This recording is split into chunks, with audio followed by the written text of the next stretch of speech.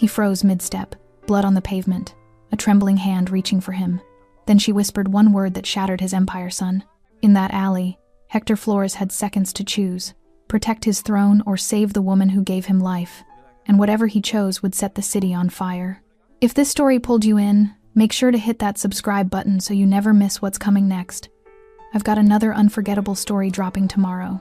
And while you're here, jump into the comments and tell me where you're watching from. I love seeing our community from all around the world. Alright, let's get back into it. A deserted alley.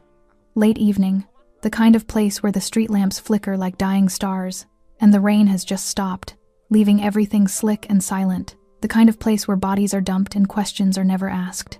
The kind of place Hector Flores knew too well. His black Audi A8 sat idling at the alley's entrance, engine purring like a satisfied predator. The taillights cast red shadows across the wet pavement, painting everything in blood tones. Steam rose from the manholes. Graffiti covered the brick walls, territorial marks, warnings, names of the forgotten. Hector stepped out of the car, his Italian leather shoes touching down on cracked asphalt. 6'1", broad-shouldered, his black suit fit perfectly, tailored to hide the gun at his hip and the scars beneath the silk shirt. Dark hair slicked back, strong jaw set in permanent calculation, the kind of face that made grown men look away. His driver remained behind the wheel, hands on the steering wheel, eyes straight ahead. That's how it worked. Hector handled his business alone. Always had. This meeting was supposed to be quick. A territorial dispute. Some young crew moving product on his blocks without permission. Usually these conversations ended one of two ways: compliance or disappearance. Hector preferred compliance. Less cleanup. He walked deeper into the alley, footsteps echoing off the narrow walls. The flickering street lamp overhead cast his shadow long and distorted, stretching toward the darkness ahead. His hand rested casually near his jacket, fingers close to the weapon he'd carried for 23 years. 23 years of building, 23 years of controlling every corner, every deal, every breath taken on his streets. 23 years of being untouchable. Then he saw her. At first, it was just a shape, a heap of clothes against the brick wall about 30 feet ahead. Hector had seen this before: homeless people, addicts, sometimes bodies left as messages. The city had a way of discarding people in places like this. He almost kept walking. Almost. But something made him look closer. Maybe it was the way the hand moved, weak, trembling, reaching toward nothing. Maybe it was the gray hair catching the streetlight. Maybe it was instinct. Hector's stride slowed. The shape became a person. An elderly woman, slumped against the graffiti-stained wall like a broken doll.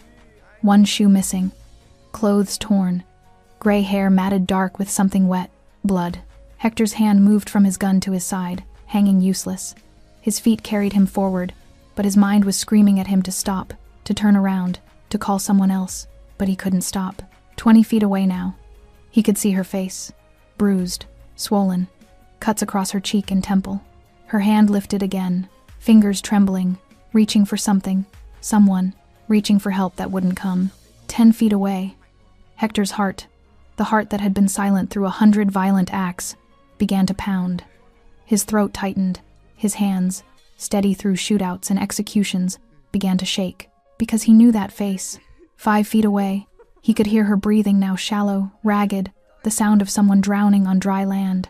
He could see the way her chest rose and fell, each breath a battle, could see the finger-shaped bruises around her throat. Controlled, deliberate, professional. This wasn't random violence. This was a message. 3 feet away.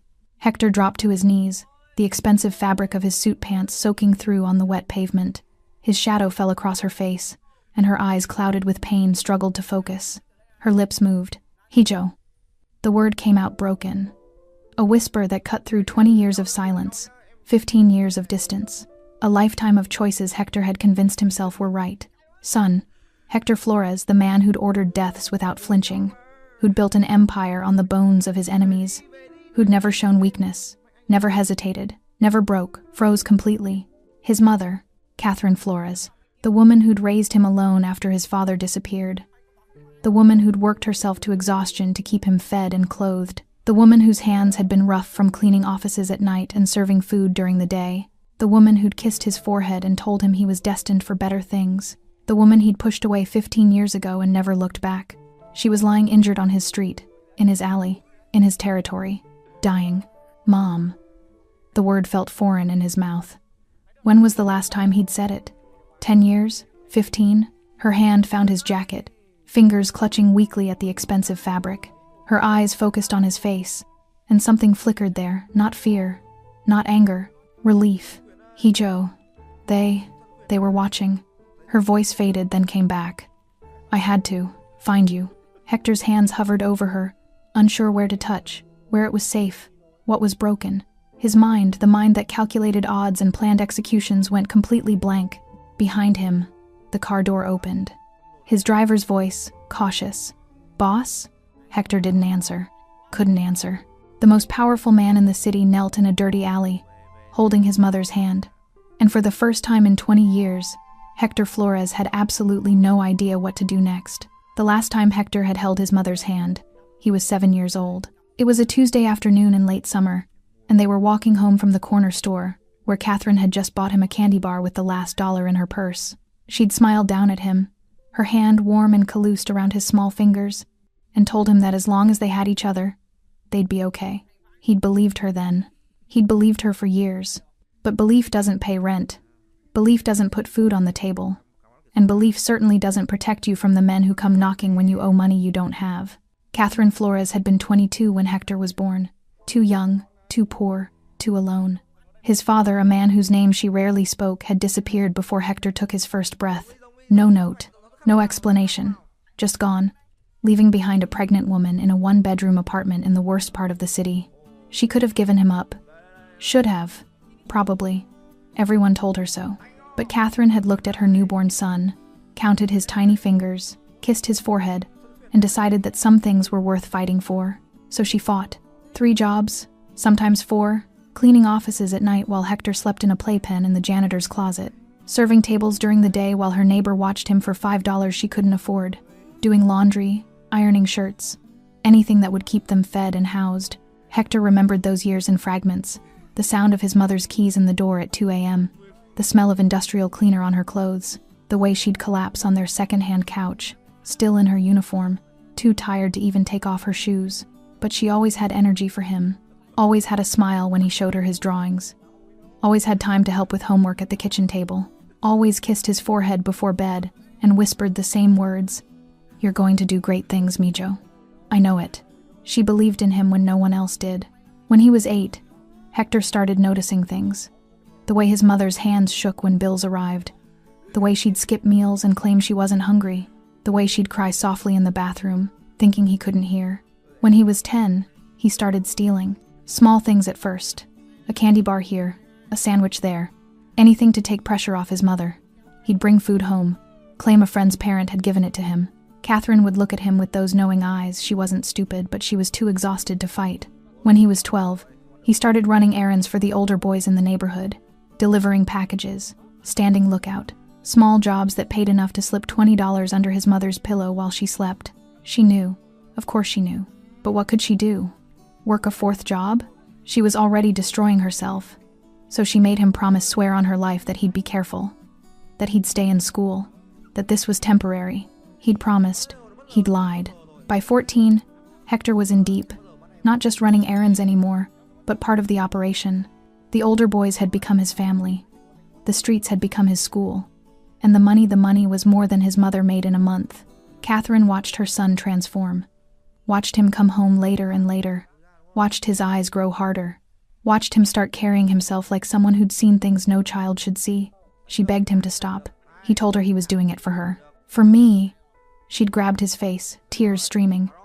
"Hijo, I don't want this for you. I don't want blood money. I don't want you becoming them." "Then what do you want?" Hector had shouted back. 17 and angry and tired of being poor. "You want to keep working yourself to death? You want us to keep living like this? I want my son," she'd screamed. "Not this. Not you turning into—" She hadn't finished. Couldn't finish. Because they both knew what he was becoming. The first time Hector pulled a trigger, he was 18. A rival crew member. Self-defense, technically, but murder all the same. He'd come home shaking, blood on his shirt, and found his mother waiting at the kitchen table. She didn't ask what happened. She just looked at him with eyes full of grief and pulled him into her arms like he was 7 years old again. "I'm losing you," she'd whispered against his hair. I'm watching you disappear. I'm right here, Ma. No, she'd said, pulling back to look at him. You're not. Not anymore. She was right.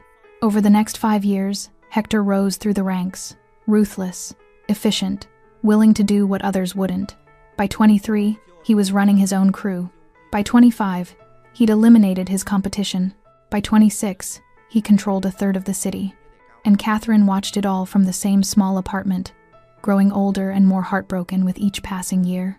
She'd stopped begging him to leave, stopped crying, stopped asking questions about the blood on his clothes or the bruises on his knuckles. She just loved him, quietly, desperately. But love has limits. The breaking point came on a Thursday night. Hector, 26 years old, showed up at her apartment at 3 a.m.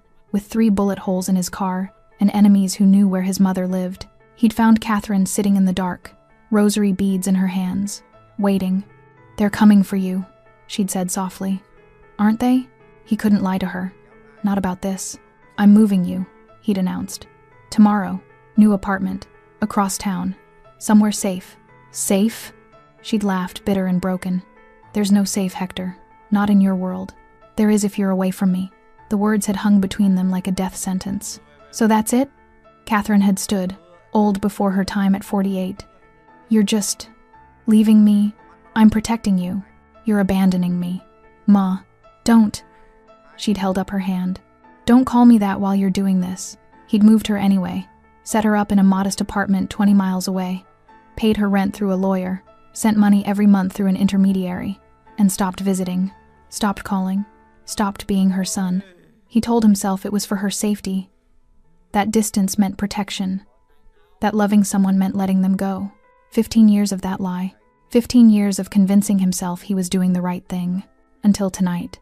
Until he found her bleeding in his alley, whispering his name, reaching for the son she'd never stopped loving. Hector looked down at his mother's broken face, at the finger-shaped bruises on her throat, at the way her hand still clutched his jacket like she was afraid he'd disappear again.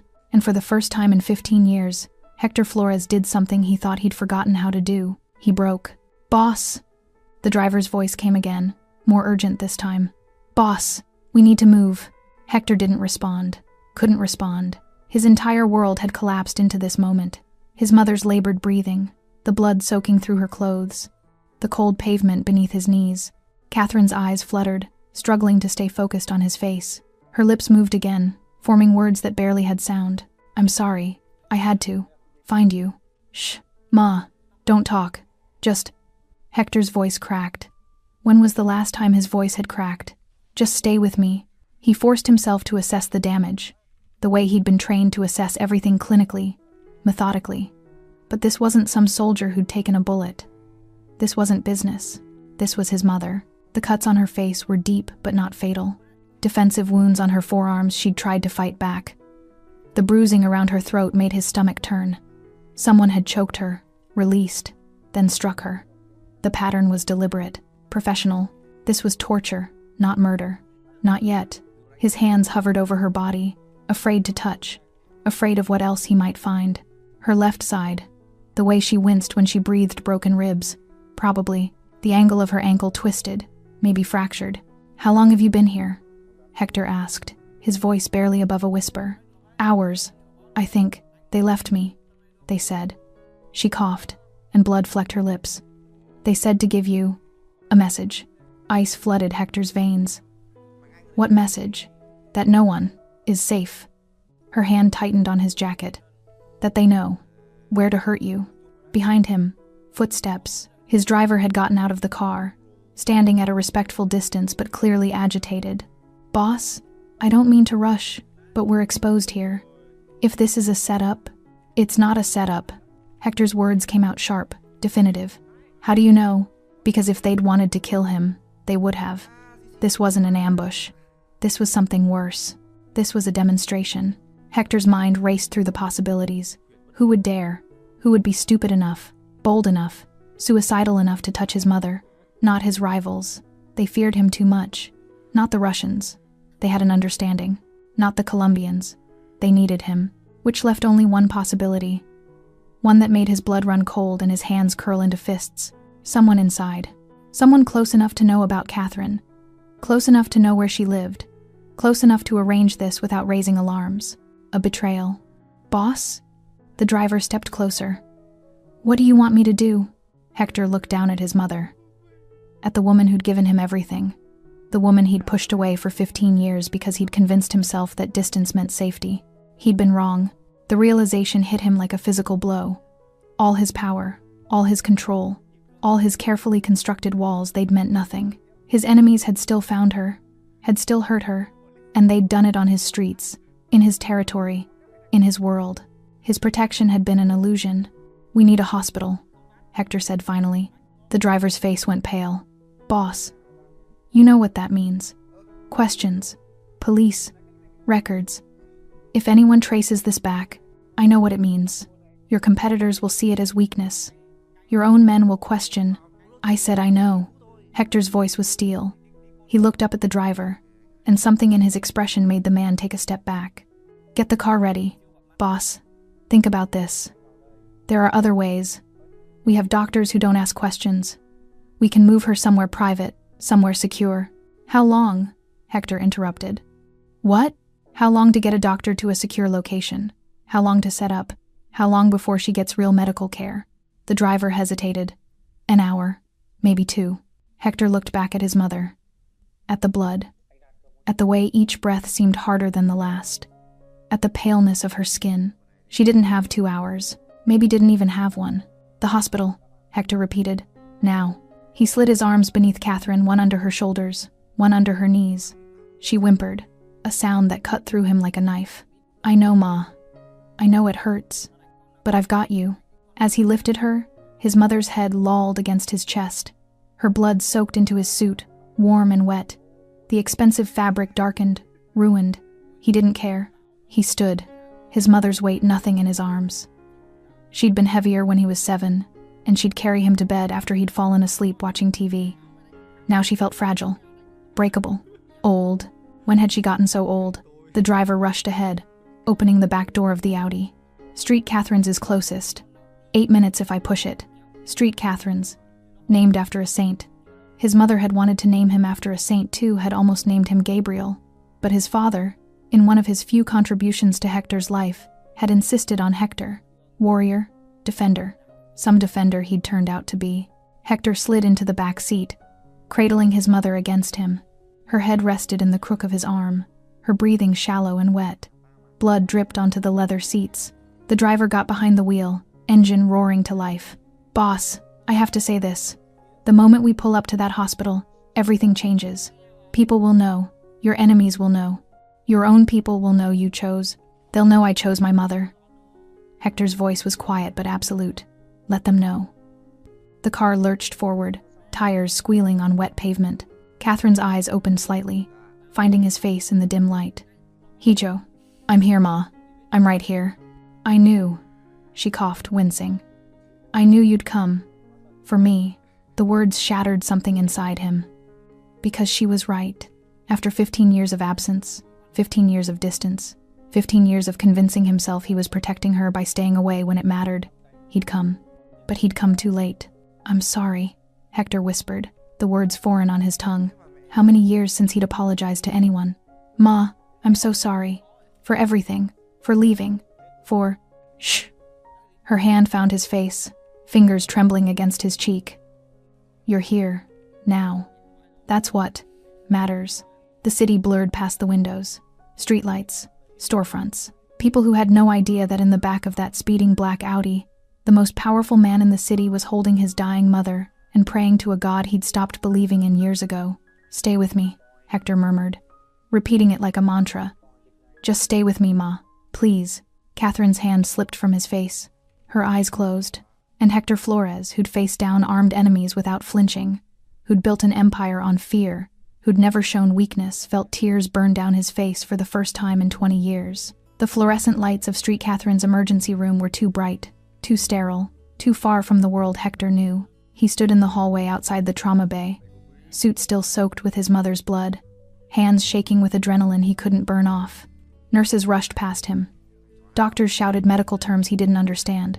Machines beeped and whirred behind closed doors. And Hector Flores, a man who controlled half the city, could do nothing but wait. His driver stood nearby, phone pressed to his ear, speaking in low, urgent tones. Damage control. The word was already spreading through the organization. The boss had taken someone to the hospital. The boss was exposed. The boss had shown weakness. Let them talk. Hector's mind was racing, cycling through the same questions on repeat. Who did this? Who was bold enough? Who was stupid enough? The trauma bay doors swung open, and a doctor emerged, young, exhausted, blood on her scrubs. She spotted Hector immediately, her eyes flicking to the blood on his suit before meeting his gaze. Are you family? I'm her son. The doctor's expression softened slightly. She's stable. For now. 3 broken ribs, fractured ankle, severe contusions, possible internal bleeding we're monitoring. The head trauma is our biggest concern. We're running a CT scan to check for brain hemorrhaging. Hector's jaw tightened. Will she make it? The next 24 hours are critical. If there's no intracranial bleeding and we can manage the internal injuries. The doctor paused, choosing her words carefully. She's strong, but she's also been through significant trauma. Her body has limits. Can I see her? Not yet. We need to. The doctor's pager beeped. She glanced down, her expression shifting. I need to go. Someone will update you as soon as we know more. She disappeared back through the doors, leaving Hector alone with his thoughts and his driver. Boss. The driver approached cautiously. Ricky's asking questions. So is Tommy. They want to know what's happening. What should I tell them? Tell them nothing. Boss. I said nothing.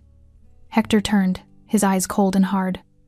No one talks about this. No one asks questions. Anyone who does answers to me personally. Understood? The driver nodded quickly. Understood. Hector walked to the window at the end of the hallway, looking out over the city. His city. The empire he'd built. Brick by bloody brick. Somewhere out there, someone was celebrating. Someone thought they'd won. They hadn't won. They'd just made the worst mistake of their life. His phone buzzed.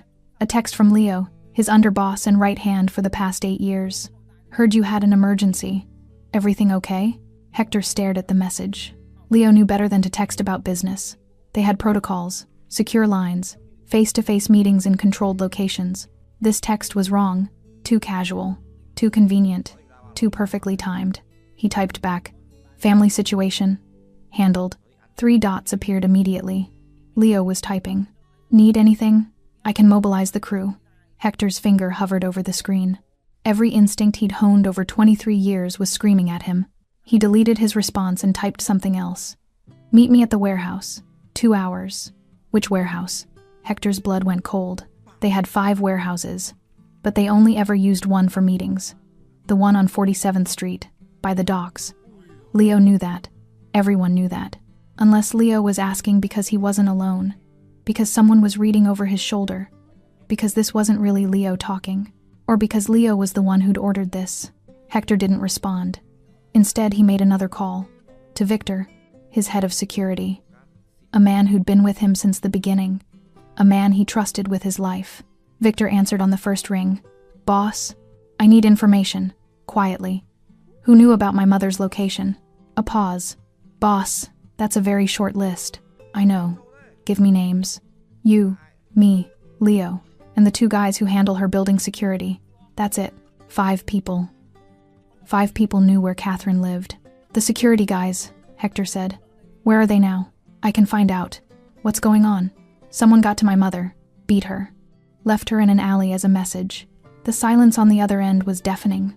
Then, Jesus Christ, is she? She's alive. Barely. Hector's voice was ice. Find those security guys. Don't approach them. Just find them and tell me where they are. Boss, if someone inside did this, I know what it means. Leo's been asking questions all night. Wanted to know where you were. Seemed nervous. Hector closed his eyes. Leo. His underboss. The man he'd promoted. The man he'd trusted with territory. With money. With lives. The man who'd told him 3 months ago that having emotional attachments was dangerous in their line of work. The man who'd asked, casually, if Hector still had family in the city. The man who'd smiled and changed the subject when Hector hadn't answered. Find the security guys, Hector repeated. And Victor? Don't tell Leo I called. Understood. Hector ended the call and stood there, staring at his phone. His driver approached again, hesitant. Boss, you okay? No. Hector turned to face him. How long have you been with me? 6 years. Boss. You ever meet Leo before he joined us? The driver frowned, thinking, no. He came recommended from the Vega crew after they got absorbed, right? Right. Hector's mind was piecing it together. Leo had come 8 years ago, after Hector had taken over the Vega territory. Came with credentials, connections, results. Came with ambition. Boss, what are you thinking? Before Hector could answer, his phone rang. Victor. Found them. Where? Bottom of the river. Both of them. Been there at least 2 days based on the condition. Hector's grip on the phone tightened. You're sure? Harbor Patrol just pulled them out an hour ago. Haven't ID'd them yet, but I recognize the tattoos. It's them. 2 days. Catherine had been attacked tonight, which meant someone had eliminated the witnesses before the attack even happened. This wasn't opportunistic. This wasn't random. This was planned. Victor, I need you to do something for me, and you can't tell anyone. Name it. I need surveillance on Leo. Everything. Where he goes, who he meets, who he calls. But he can't know. No one can know. You think I think someone inside wanted to send me a message, Hector interrupted. And there's only one person with the access and the ambition to do it. Another pause. Then, I'll handle it personally. Good. And Victor, be careful. If I'm right, he's already planning his next move. Hector ended the call and looked back toward the trauma bay doors. Behind them, his mother was fighting for her life. Fighting because someone he'd trusted, someone he'd elevated, someone he'd called brother had decided she was a weakness worth exploiting. They were wrong. Catherine Flores wasn't his weakness. She was the only thing he'd ever done right. And the man who'd hurt her was about to learn that there are worse things than death in Hector Flores's world. There was betrayal, and betrayal had a price that could never be fully paid. The ICU was quiet at 4 a.m. Hector sat in a plastic chair beside his mother's bed, still wearing his blood-stained suit. He hadn't left, hadn't changed, hadn't slept. The nurses had stopped asking if he needed anything 3 hours ago. Catherine lay unconscious, tubes running from her arms, monitors beeping steadily. The bruises on her face had darkened to deep purple. Her breathing was assisted by a machine that hissed and clicked with mechanical precision. She looked small in that hospital bed, fragile, nothing like the woman who'd worked 3 jobs and raised him alone. Nothing like the woman who'd stood up to landlords and bill collectors and anyone who threatened her son. Time had stolen her strength. Or maybe Hector had. His phone buzzed constantly on the table beside him. Messages from his crew, questions about business, territories that needed attention, money that needed collecting, problems that required his decision. He ignored all of it. For the first time in 15 years, the Empire could wait. A nurse entered quietly, checking Catherine's vitals, adjusting the IV drip. She glanced at Hector with a mixture of pity and concern. You should go home, she said softly. Get some rest. We'll call if anything changes. I'm staying. Sir, you've been here for hours. You're exhausted. Your mother is stable for now. I said I'm staying. His voice wasn't harsh, just final. The nurse nodded and left without another word. Hector leaned forward, elbows on his knees, and stared at his mother's face. How many times had he imagined this moment, seeing her again after all these years? In his imagination, it was always different, always controlled, always on his terms. He'd pictured showing up at her door with an envelope full of money, maybe taking her to dinner at some expensive restaurant, proving to her that he'd made it, that all the violence, all the choices, all the distance had been worth it. He'd never pictured this, never pictured her broken and bleeding, never pictured himself helpless. I'm sorry. Ma, he whispered, knowing she couldn't hear him. I'm so sorry. The machines beeped their steady rhythm. Outside the window, the city was waking up. Dawn breaking over buildings and streets where Hector's word was law. But here, in this hospital room, his word meant nothing. Money couldn't heal her faster. Power couldn't force her to wake up. Fear couldn't change the fact that he'd failed the one person who'd never failed him. His phone buzzed again. This time, he looked. Victor. Leo met with the Cordero brothers at 3 a.m., left alone, seemed agitated. The Cordero brothers, mid-level dealers who'd been pushing for more territory, ambitious, reckless, exactly the type Leo would use if he was planning something. Hector typed back, "Keep watching." He set the phone down and reached for his mother's hand. Her skin was cold, papery. He remembered when her hands had been strong, capable of anything. Now they felt like they might crumble at his touch. You know what the worst part is? Hector spoke quietly to the unconscious woman. I convinced myself I was protecting you, that staying away kept you safe, but all I did was make you easier to hurt. The machines continued their rhythm. I should have visited, should have called, should have been. His voice cracked. Should have been your son.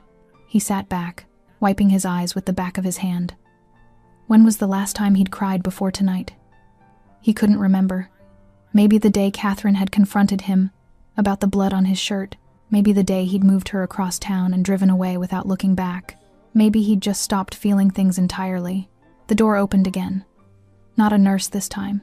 A doctor, the same one from earlier. She looked more exhausted than before, but her expression was cautiously optimistic.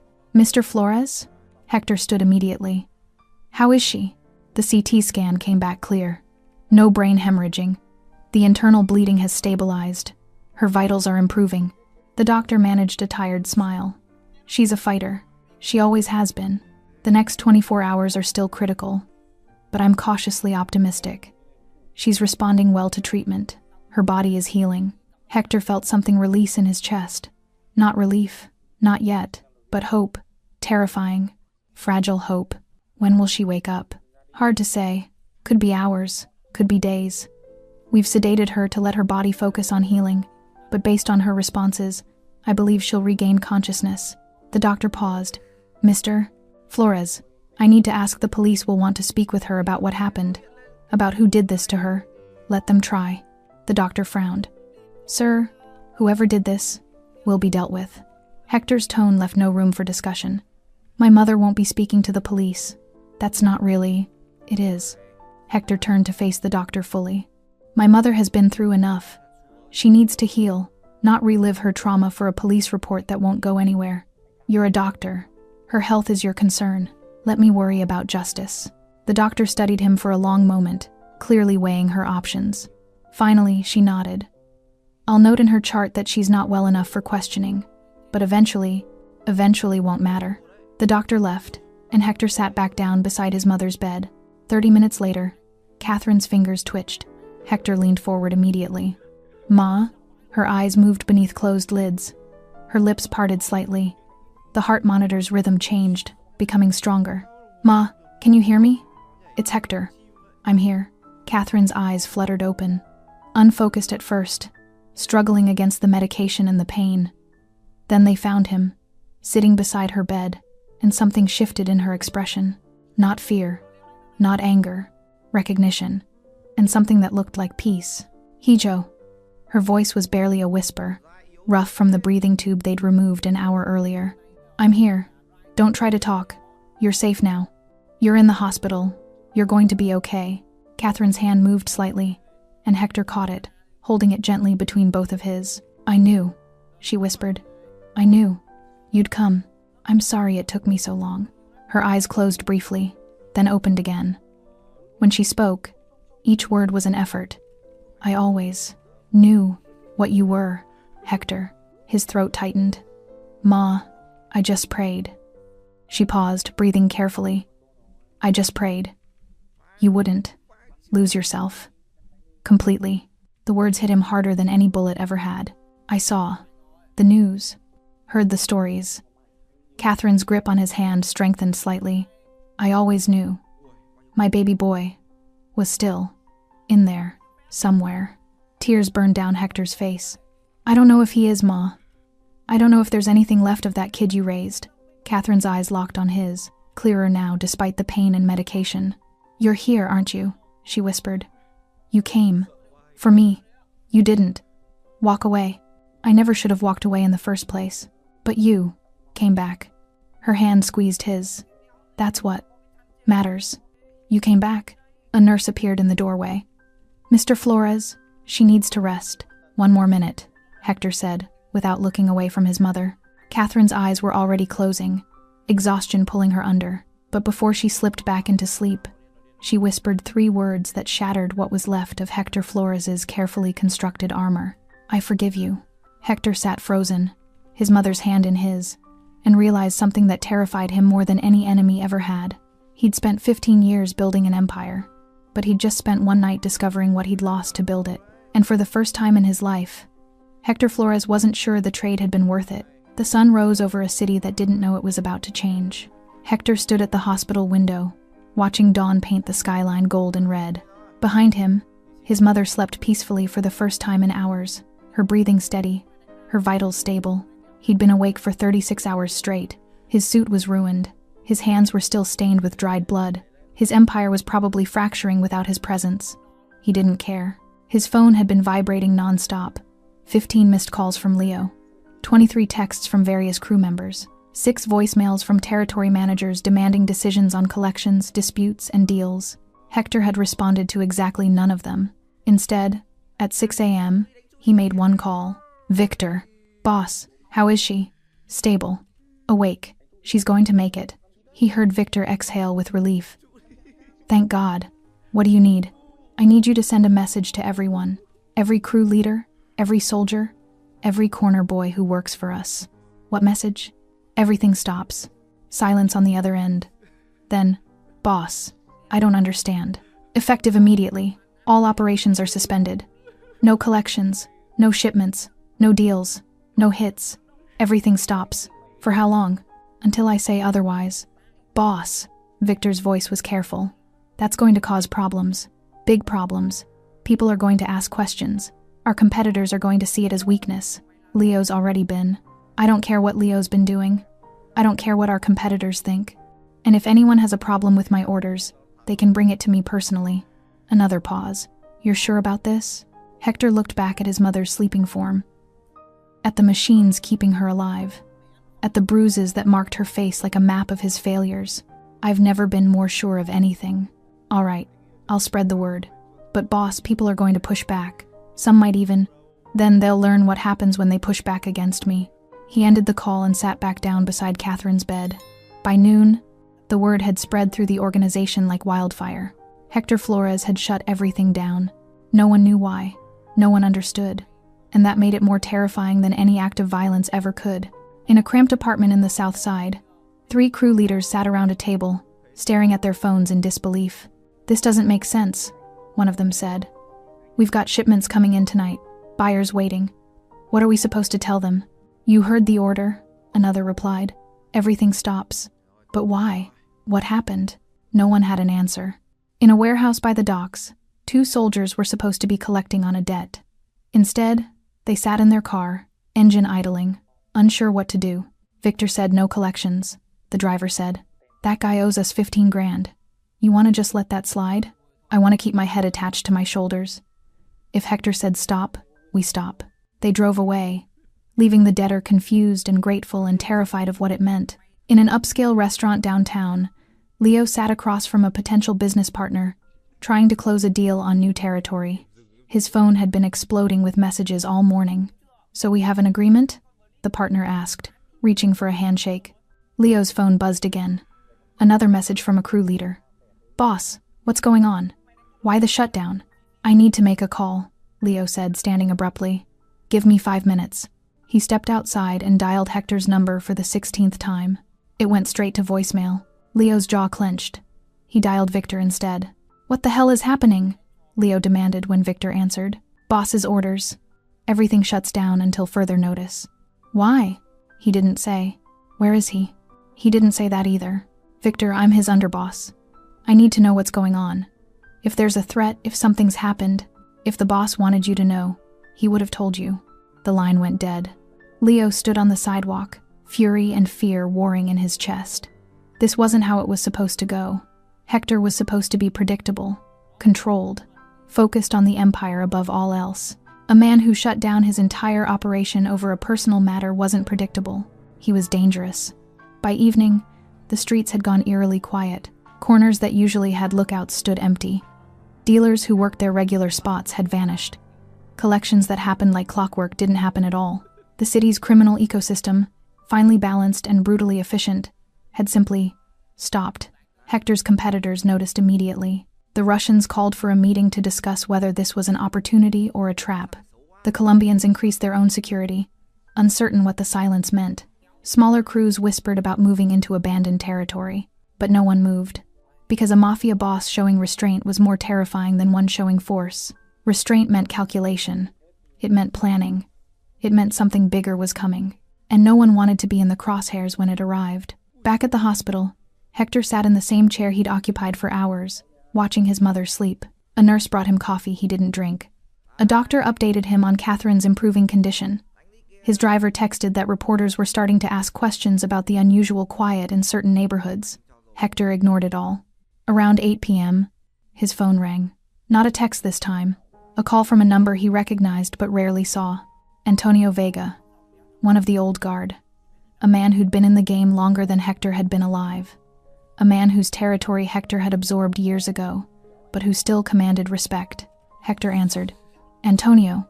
Hector. The old man's voice was gravelly, tired. I heard what you did, shutting everything down. Word travels fast. In our world, silence travels faster than noise. Antonio paused. Your men are confused. Your competitors are nervous. Your partners are worried. Let them be. Hector, I'm calling as a courtesy. As someone who's been where you are. Whatever you're doing, whatever statement you're trying to make, be careful. Power is like sand. The tighter you grip it, the faster it slips away. I'm not gripping anything, Antonio. I'm letting go. Silence on the other end. Then, that's what I was afraid of. Why afraid? Because a man who lets go of power either finds peace or finds a grave.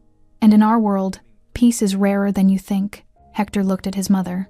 Maybe it's worth looking for anyway. Antonio sighed. Your mother? How did you? Because I know you, Hector. And I know what it takes for a man like you to stop the machine. It takes something more valuable than the machine itself. Another pause. How is she? She's going to live. I'm glad. Truly. Antonio's voice softened. But Hector, the people who hurt her, they're watching. They're waiting to see what you do next. If you show mercy, they'll see weakness. If you show nothing, they'll get bold. Either way, you're in a dangerous position. I know. Do you? Because from where I'm sitting, you've just painted a target on your back. And the man who pulled the trigger on your mother is probably loading another round right now. Hector's free hand clenched into a fist. Let him. Hector. Let him load it. Let him aim. Let him think he's won. Hector's voice was quiet, cold, absolute. Because when I'm ready, when my mother is safe, when I've decided how this ends, he's going to wish he'd never been born. Antonio was quiet for a long moment. Just don't lose yourself in the revenge, son. That's how good men become monsters. I became a monster 15 years ago, Antonio. I'm just deciding what kind I want to be now. He ended the call and set his phone face down on the table. Catherine stirred in her sleep, her hand reaching out unconsciously. Hector caught it, holding it gently.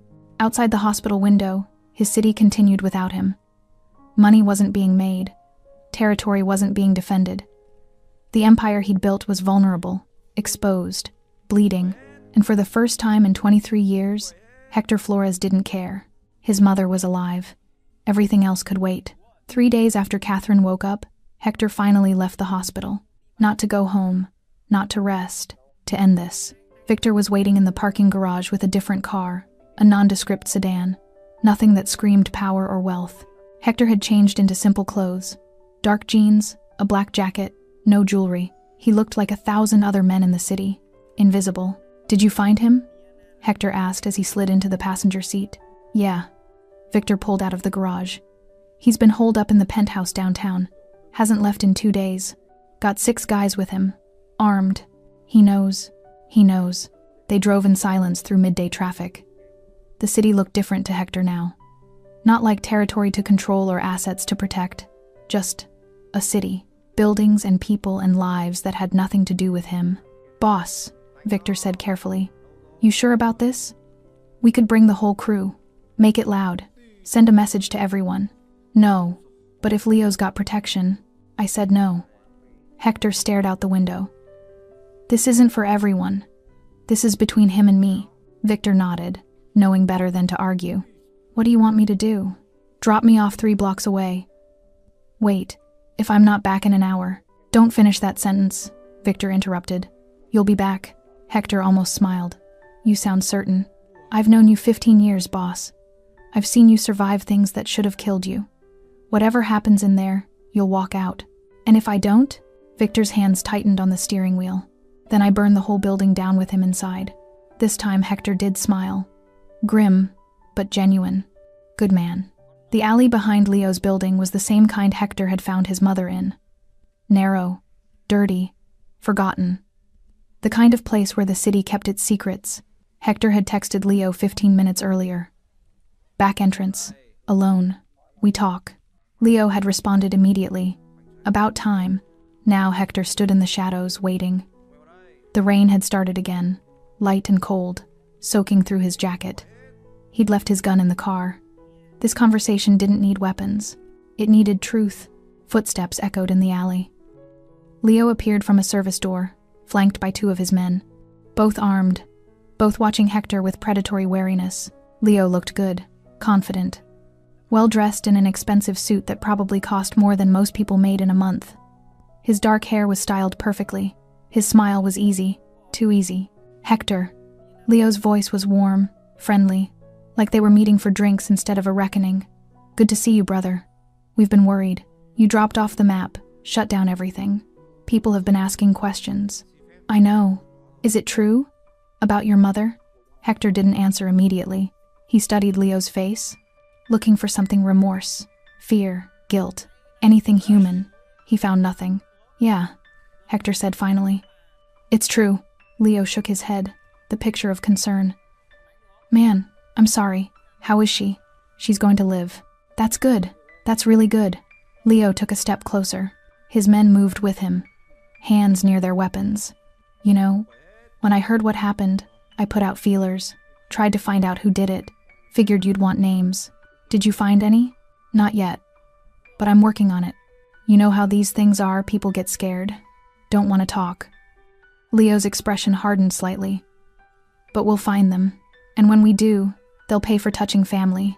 Hector was quiet for a long moment, letting the rain fall between them. Then he spoke, his voice soft but cutting. You're a good liar, Leo. I'll give you that. You almost sound like you mean it. Leo's smile faltered. Just for a second. What are you talking about? The security guys at my mother's building.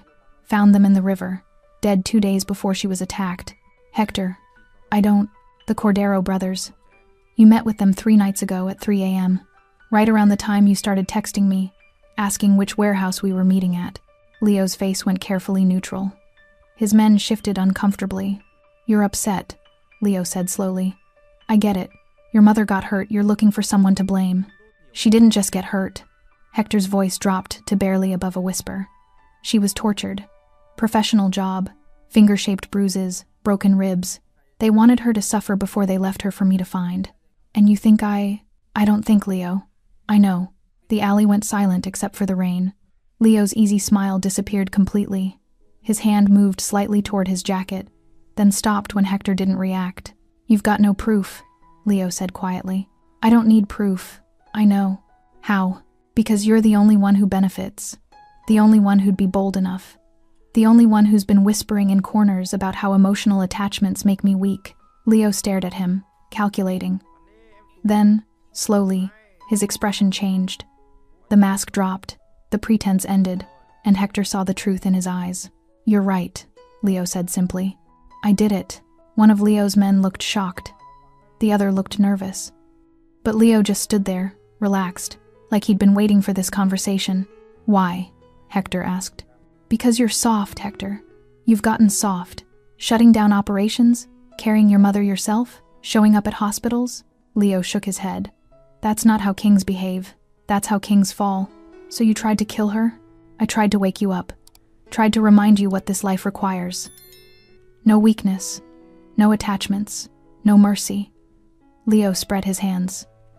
Instead, you proved my point. You chose her over the Empire. You made yourself vulnerable. She's my mother. She's a liability. Leo's voice hardened. And in our world, liabilities get cut loose. You taught me that, remember? Your words, not mine. Hector stood there, rain soaking through his clothes, and realized Leo was right. He had taught him that. Had lived by that philosophy for years. Had pushed Catherine away because she was a liability, because love was weakness, because power required sacrifice. And Leo had learned the lesson perfectly. You're not wrong, Hector said quietly. Leo looked surprised. What? About what this life requires. About power. About sacrifice. Hector took a step closer. Leo's men tensed, but Leo waved them off. You learned everything I taught you. You saw what I built and decided you could do it better. I can do it better. Maybe you're stronger than me, more ruthless, more willing to do whatever it takes. Hector stopped 3 feet from Leo, close enough to see the ambition burning in his eyes. But you made one mistake. What's that? You touched my mother. The words hung in the rain-soaked air. And what are you going to do about it? Leo asked, his hand moving toward his gun. You came here unarmed, alone. I've got 2 armed men. You think you can? I'm not going to do anything, Hector interrupted. Leo frowned. What? I'm not going to shoot you, not going to beat you, not going to throw you off a building or dump you in the river. Hector's voice was calm, almost gentle. I'm not going to touch you at all. Then why are we here? Hector looked Leo directly in the eyes. Because I wanted you to know that I know.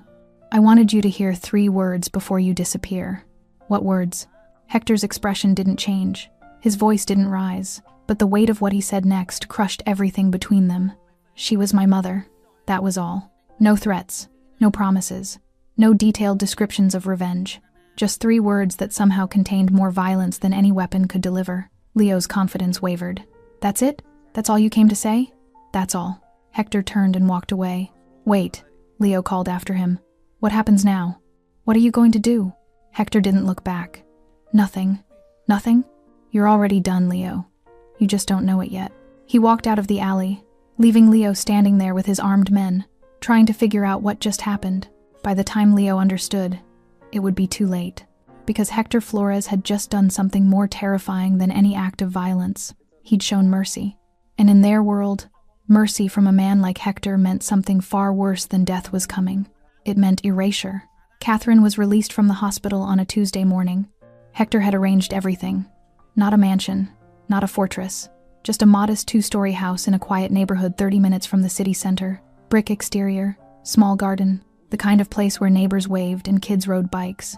Normal. He'd bought it under a shell company 3 years ago, never knowing what he'd use it for.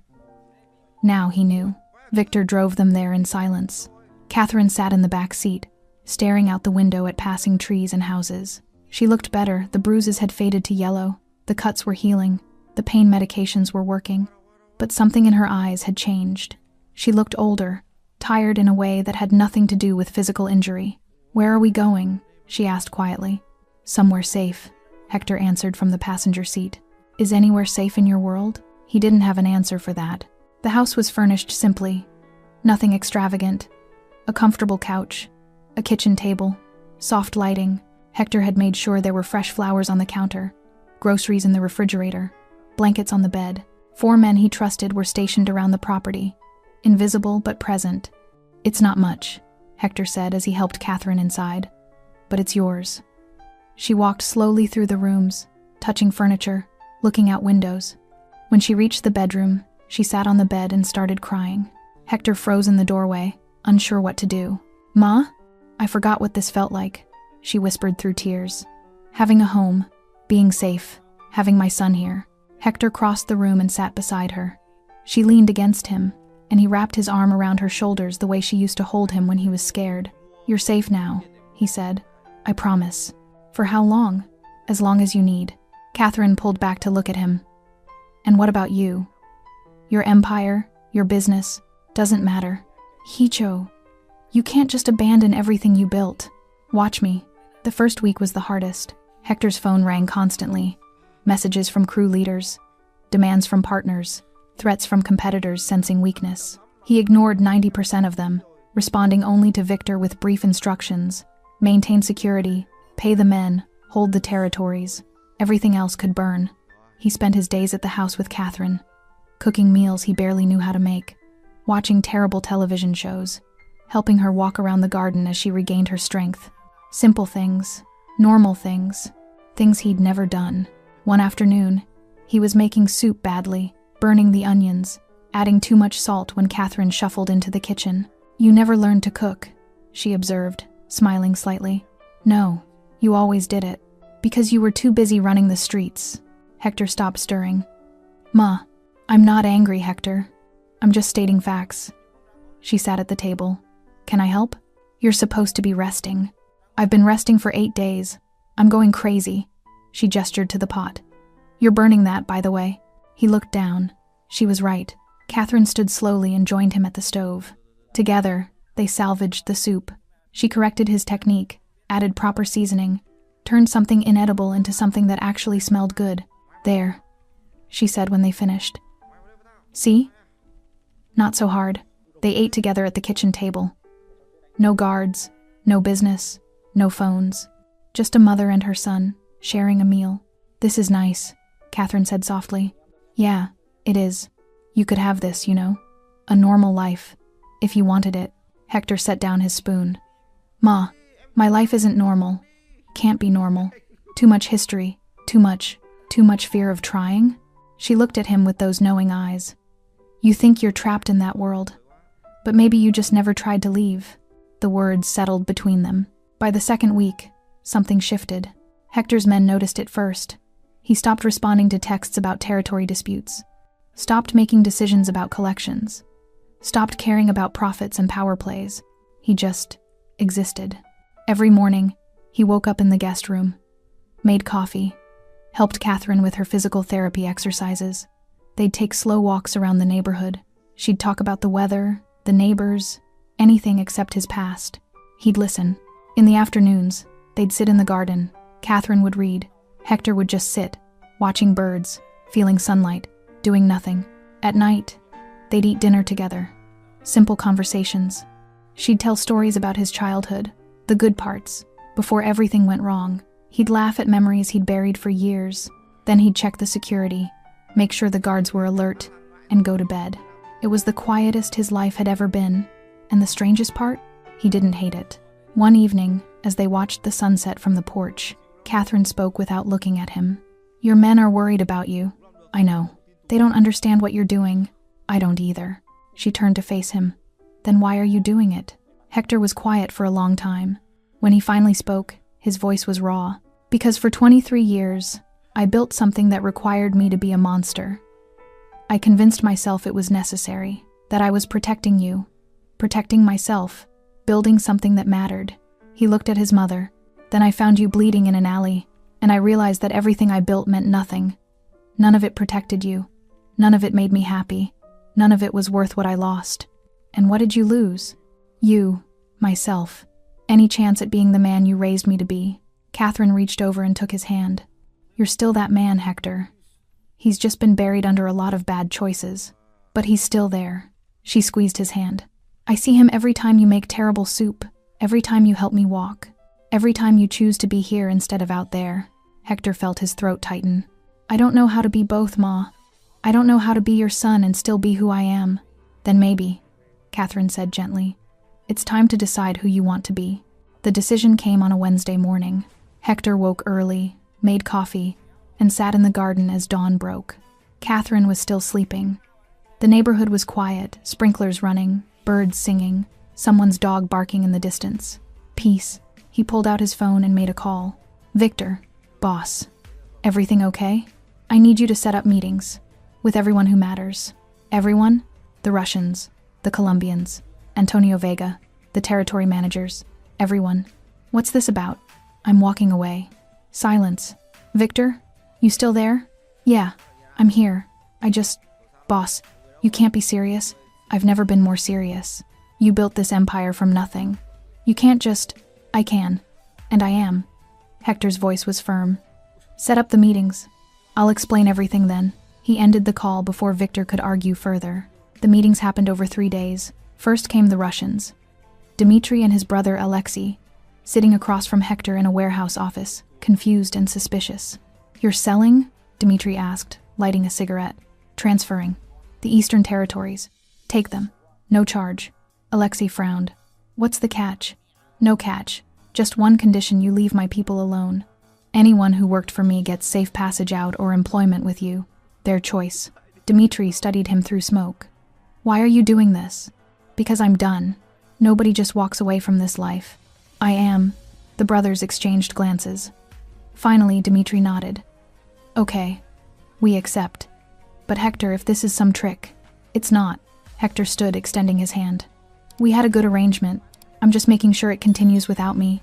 They shook hands, still confused but not foolish enough to refuse free territory. The Colombians were harder.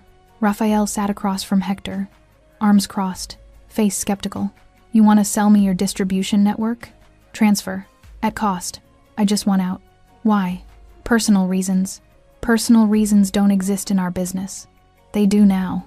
Hector slid papers across the table. Everything's documented. Clean transfer. You get the routes, the contacts, the infrastructure. I get out. Raphael didn't touch the papers. You know what people are saying?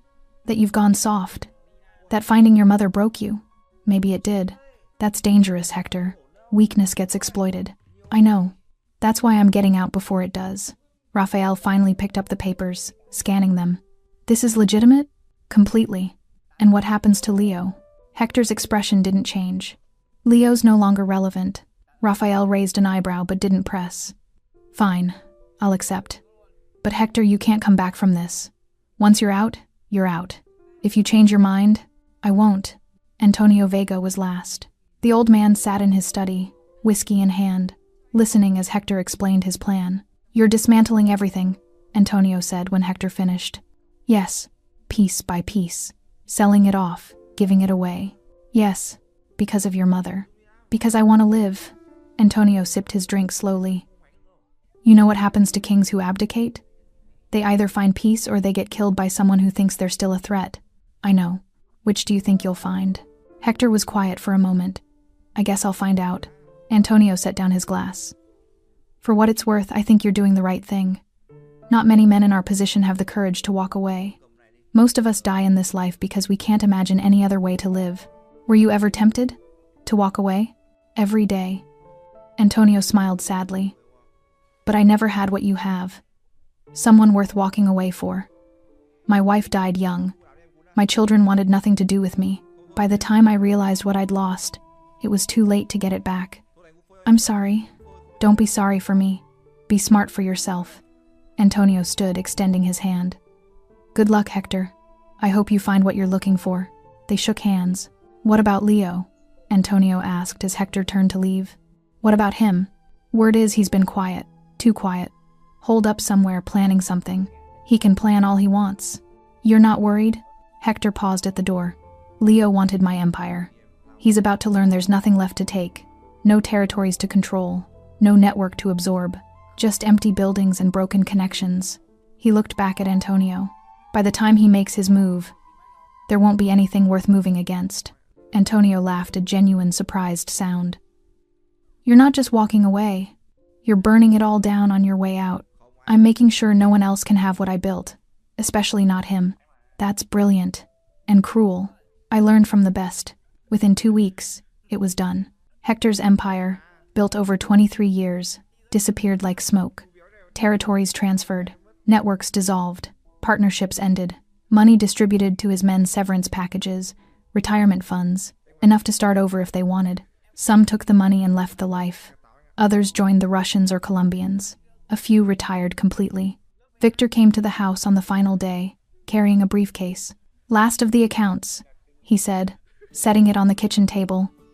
Everything's liquidated, distributed, or donated. You're officially out. Hector nodded. What about you? What will you do? I've got enough saved. Might open a bar. Something quiet. Victor smiled. Unless you need me here, I might, if that's okay. Boss, I've been with you 15 years. I'm not going anywhere.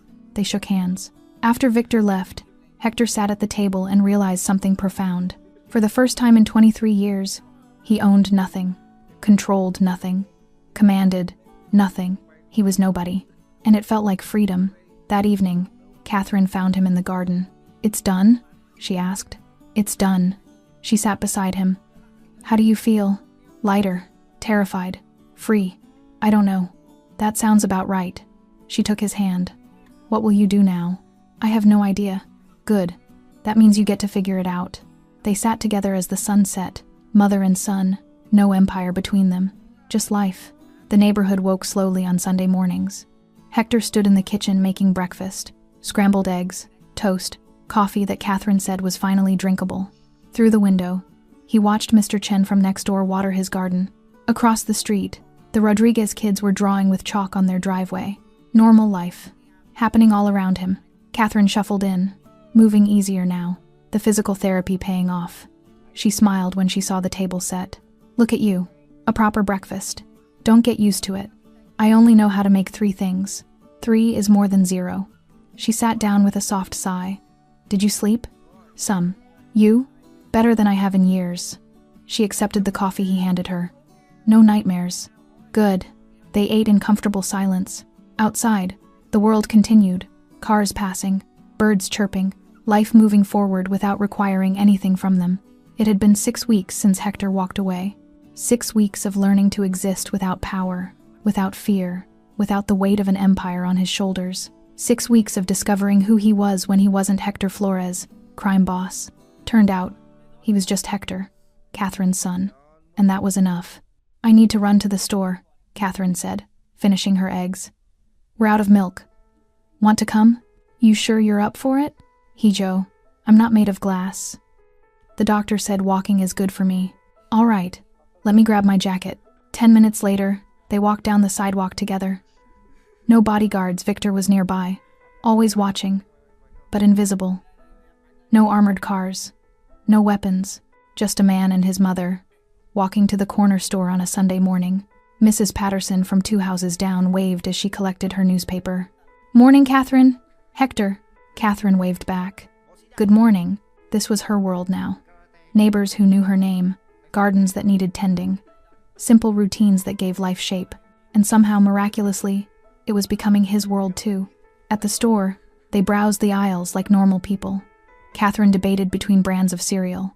Hector grabbed milk, bread, coffee. The cashier made small talk about the weather. No one knew who he used to be. No one cared. On the walk back, Catherine spoke quietly. You know what I realized? What? You smile now. Didn't even notice when it started, but you actually smile. Hector thought about it. She was right. Guess I do. It looks good on you. They turned onto their street, and Catherine suddenly stopped walking. What? Hector asked, immediately alert. She pointed ahead. At their house, at the porch, someone was sitting on their steps. Hector's body tensed, old instincts flooding back. His hand moved to his hip, no gun there anymore. He stepped in front of Catherine protectively. Stay behind me. Hee-ho. Ma, please. They approached slowly. As they got closer, Hector recognized the figure. Leo.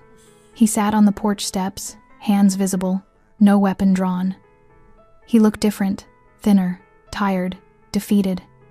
His expensive suit was wrinkled. His perfect hair was unkempt. He looked like Hector had felt 6 weeks ago. Lost. What are you doing here? Hector asked, stopping 10 feet away. Leo stood slowly, hands still visible. I'm not here to fight. Then why are you here? Because you won. Leo's voice was flat, empty. I spent 6 weeks trying to take what you built, but there's nothing left to take. You gave it all away. I did. The territories, the networks, the money, all of it. Gone. Leo laughed bitterly. You didn't just walk away. You made sure no one could follow you. That was the point.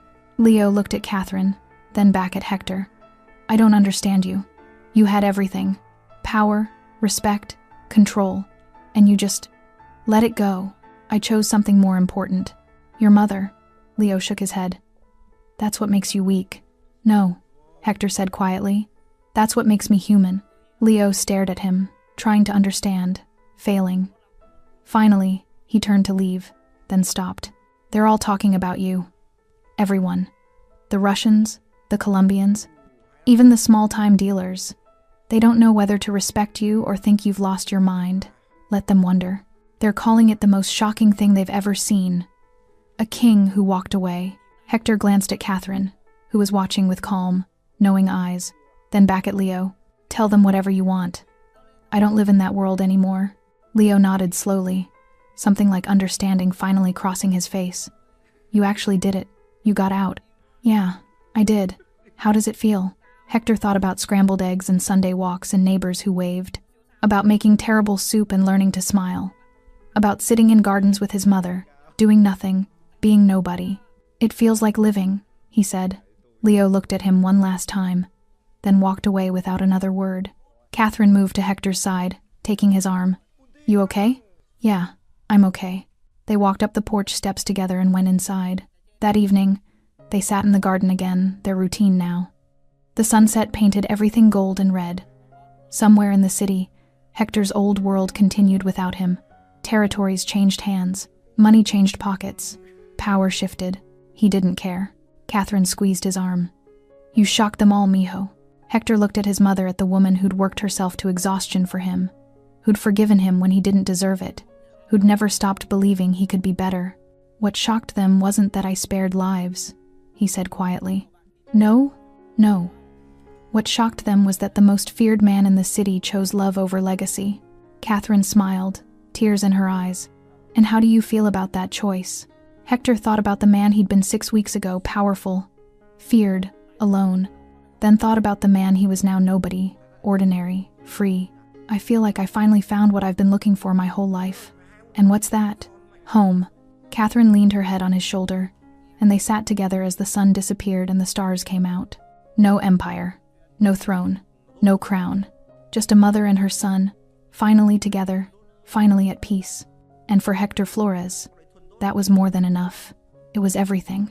Thanks for staying with this story right till the final moment. You're the reason these stories come alive. If you're ready for another powerful journey, just tap the next video on your screen. And before you go, leave a quick comment and rate this story from 1 to 10. I'm excited to see your thoughts and connect with you down there. Родители, если есть, которые друзья поддержат тебя в какой-то момент, хотя бы просто отвлекут тебя от этих мыслей. А если у тебя, к примеру, там семья, жена, к примеру, да, есть дети, тут, наверное, поддержка только от них исходит какая-то. Вот. Чтобы не упиваться в своих мыслях о том, что какая нынче сложная жизнь. И, наверное, других-то вариантов, в принципе-то, и нету. Какие вот еще варианты, в принципе, изменить, поменять свою жизнь настолько, чтобы она была, казалась тебе удачной, да, реализованным себя в жизни, в чем-то. В чем, вот как проявляется на самом деле у нас реализованность? Наверное, у 90% случаев это финансовое благополучие, финансовая независимость. Это, наверное, одно из таких ключевых моментов, когда человек, наверное, считает себя реализованным, да, в этой жизни. То есть, как добиться этого? То есть, с учетом того, что даже возьмем нашу страну, да, сколько миллионов людей здесь живет, как каждому добиться этого результата? Понятно. И с каждым годом просто ситуация становится все хуже и хуже. Все дорожает, люди зарабатывают либо столько же. Даже если они зарабатывают столько же, на самом деле этого все уже недостаточно. К чему это все приведет на самом деле? В оконцове, наверное, мир погрязнет в большую депрессию, в какую-то. Какие-то войны, возможно, или еще что-то, еще больше глобальных таких вещей, которые не приведут ни к чему хорошему на самом деле. Поддержка каждого человека именно для того, чтобы он держался, наверное, морально, заключается в том, что, наверное, дом, в который ты приходишь, должен быть крепостью твоей. Да? Что это единственное должно быть место, где ты будешь чувствовать себя под защитой. Для этого было придумано, наверное, своя пещера изначально, потом свои какие-то чумы, палатки различные, да, потом все это превратилось. На данный момент это у нас дома, квартиры, в которые мы приходим и должны ощущать себя в безопасности. Чтобы можно быть немного морально расслабленным с учетом того, что ты выходишь каждый день на работу, на улицу, и все равно давление вот это вот, оно все присутствует. Когда ты заходишь в магазин, видишь цены эти, да, и так далее, не можешь себе что-то там приобрести, позволить на ежедневной основе, это откладывает большой, наверное, отпечаток. Не, наверное, а точно. И поэтому, когда возвращаясь домой, ты чувствуешь, вот хотя бы есть типа уголок того места, куда ты можешь прийти.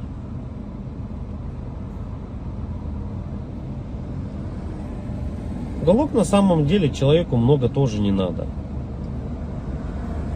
Можно хотеть большего, но на самом деле человеку одному много не надо. Да? Ему нужно спальное место, спокойное место, где можно подумать. Ну, это когда ты один, к примеру, да? Когда у тебя есть семья, к примеру, ты приходишь домой, опять-таки, и тут хотя бы, да, поговорить о каких-то вещах. Просто об отрешенных вещах, наверное. И, возможно, при этих же условиях у тебя и появляется какая-то дополнительная мотивация для реализации себя. А когда у тебя нету ничего, вот это уже становится проблемой. И это у многих на самом деле.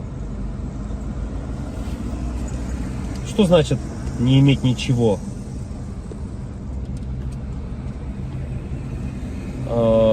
Тут, наверное,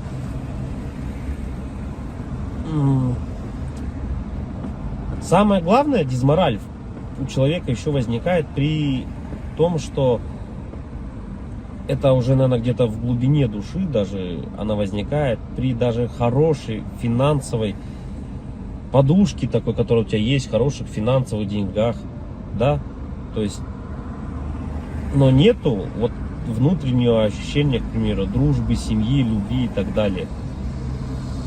Это уже отдельно на самом деле разговор, потому что мы, вот, к примеру, можем взять, как сейчас вот Новстрой, если кто-то смотрит, насколько тяжело обладать такими финансами и не иметь, по сути, ничего.